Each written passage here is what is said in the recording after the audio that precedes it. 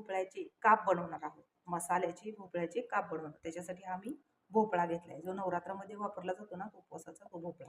तर मी हा असा कट करून घेतलाय हा भोपळा, आणि त्याच्या मी अशा एकदम पातळ चकत्या बनवलेल्या आहेत. आणि त्याच्यासाठी आपल्याला अजून तीळ लागणार आहेत.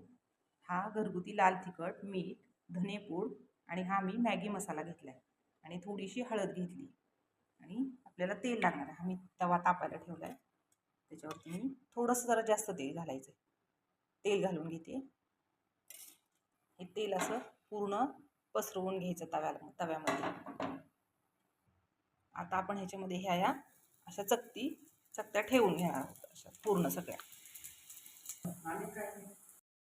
ह्या चकत्या अशा ठेवून झाले की त्याला सगळीकडनं असं तेल फिरवून घ्यायचं आणि ह्याच्यावरती एक 5 मिनिटासाठी आपण झाकण ठेवून वाफवून घेणार आहोत.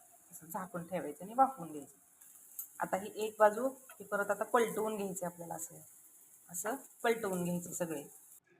थोडेसे तीळ टाकायचे ह्याच्यामध्ये आणि हा जो मसाला बनवून घेतलाय हा त्याच्यावरती असा भुरभुरायचा. मॅगी मसाला आवर्जून वापरायचा. मॅगी मसाल्याने खूप छान चव येते. आणि हे सगळे एकत्र करून घ्यायचं. तर हे बघा आपले काप तयार झालेले आहेत. हे बघा किती सुंदर दिसतात. हे आपले आता भोपळ्याचे काप तयार आहेत.